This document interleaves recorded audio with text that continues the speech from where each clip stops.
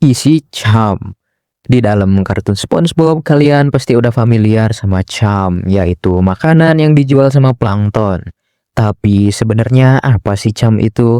Dan kok bisa warga Bikini Bottom pada nggak suka? Nah, jadi ada satu teori yang nyebut kalau Cham di SpongeBob adalah Cham yang sama dengan yang ada di dunia nyata. Kalau di dunia nyata, Cham itu adalah umpan khusus berupa potongan daging, organ, darah, ataupun minyak ikan yang digunakan untuk memancing ikan besar seperti ikan hiu dan juga ikan tuna. Kalau dilihat dari ciri fisik Cham yang ada di SpongeBob, sepertinya teori ini ada benarnya karena sama-sama berwarna merah.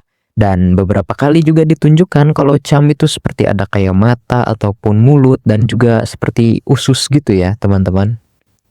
Hal ini jadi masuk akal kenapa warga Bikini Bottom gak suka sama Cham, dan resiko mengkonsumsi Cham bisa bikin kalian masuk rumah sakit. Buat para ikan di Bikini Bottom, makan Cham berarti sama dengan kanibalisme. Ini juga nambahin fakta gelap tentang plankton. Bagaimana dia bisa dapat bahan untuk membuat Cham?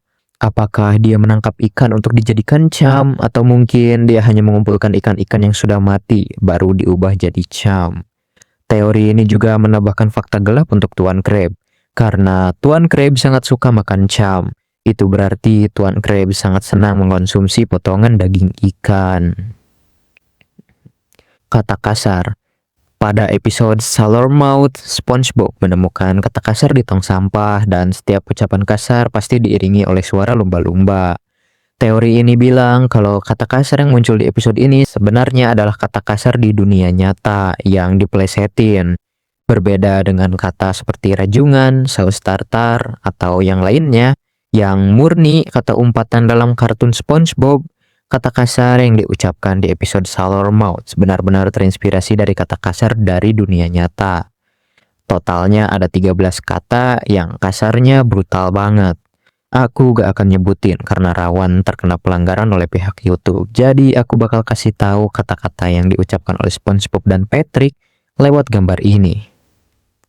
Yes, parah banget kan?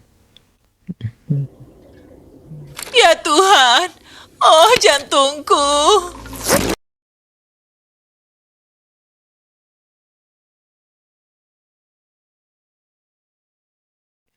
Squidward gay.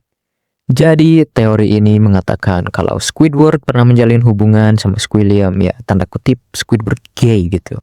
Karena melihat rivalitas mereka yang aneh dan bisa dibilang kayak mantan yang selalu pengen balas dendam. Kejanggalan pertama yaitu ketika di episode Squilliam Return, ketika Squilliam mencoba buat ngejek Squidward, Squidward malah ngebayangin Squilliam yang seksi begini. Oh tidak, dia seksi sekali. Aku. Dan di episode Can You Spare a Dime, Squidward pengen SpongeBob buat pakai kostum maid saat melayanin dia. Dan yang paling bikin curiga adalah ketika SpongeBob berbalik, ditunjukin dia cuman pakai celana dalam doang. Ya mungkin ini jokes buat merujuk ke sexy maid, tapi kan SpongeBob laki-laki coy. Tapi teori ini bisa sedikit dibantah dengan adanya episode Love That Stupid, di mana Squidward suka sama seorang gurita betina, tapi tetap aja dia latihan kencannya sama SpongeBob lo ya. Aduhai, masnya lo mencurigakan banget. Resep Krabby Patty. Resep yang dituliskan di resep dari Nickelodeon itu adalah daging kepiting imitasi. Kalau misalnya kalian pernah jajan seblak atau mungkin yang dibakar-bakar gitu, ada suki tuh yang katanya kepiting tuh. Nah, daging yang kayak gitu yang ditulisin di resep dari Nickelodeon. Nah, ini udah jelas banget kalau Nickelodeon lagi ngetrol karena itu ngerujuk banget ke teori kalau Krabby Patty dibuat dari daging kepiting. Ya, mungkin Nickelodeon cuma iseng aja. Atau mungkin itu beneran. Ibu Pearl. Ibunya Pearl nggak pernah ditampilkan dalam seri animasi, tapi kadang disinggung di beberapa momen sebagai kata sumpah atau swearing. Demi Ibu Pearl, aku takkan menghembuskan kabar angin. Ada dua teori tentang Ibu Pearl. Teori ke-1 menyebutkan kalau Tuan Crab emang suka sama makhluk yang beda spesies. Bisa dibuktikan dengan hubungan romantisnya dengan Nyonya Puff yang udah jelas beda spesies. Nyonya Puff adalah ikan kembung, sedangkan Tuan Crab ya kepiting. Dari teori ini menyebutkan kalau Ibu Pearl memang benar-benar menikahi Tuan Krabs dan memiliki anak yaitu Pearl. Sedangkan teori kedua menyebutkan kalau Tuan Krabs menemukan Pearl lalu diadopsi karena Tuan Krabs melihat ibunya Pearl yang sudah tidak berdaya karena diserang oleh pemburu manusia. Buatku pribadi, teori 2 jauh lebih masuk akal. Karena kalau emang Pearl anak kandung Tuan Krabs, harusnya Pearl mewarisi sesuatu dari Tuan Krabs. Minimal-minimal sifat kikir ayahnya lah. Seven Deadly Sins. Pada teori ini menyebutkan bahwa 7 karakter utama di SpongeBob mewakili 7 dosa mematikan pada ajaran agama Katolik. 7 dosa tersebut adalah pride atau kesombongan, greed atau keserakahan, lust yaitu hawa nafsu, envy yaitu iri hati, gluttony yaitu rasa rakus, wrath yaitu rasa marah, sloth yaitu rasa kemalasan.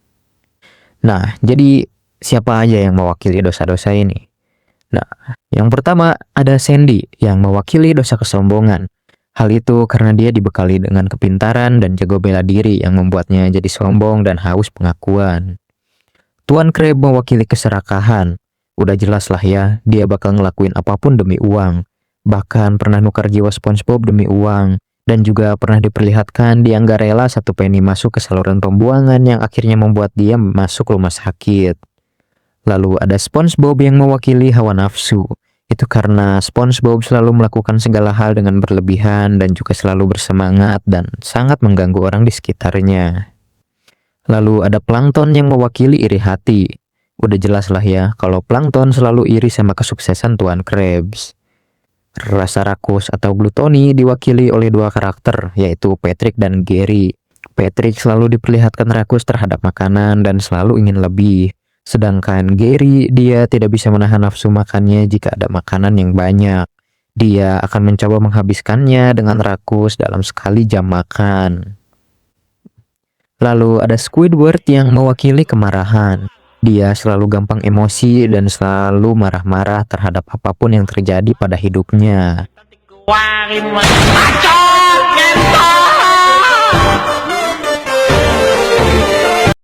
Lalu ada Patrick lagi yang mewakili rasa kemalasan. Karena Patrick itu pengangguran, gak mau kerja dan maunya nyantai. Dia juga suka banget tidur.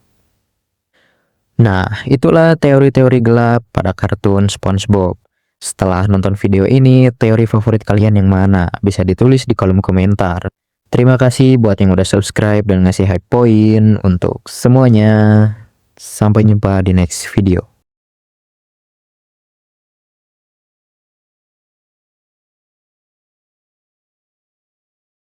Atau mungkin kalian bisa cek video-videoku yang lama ya.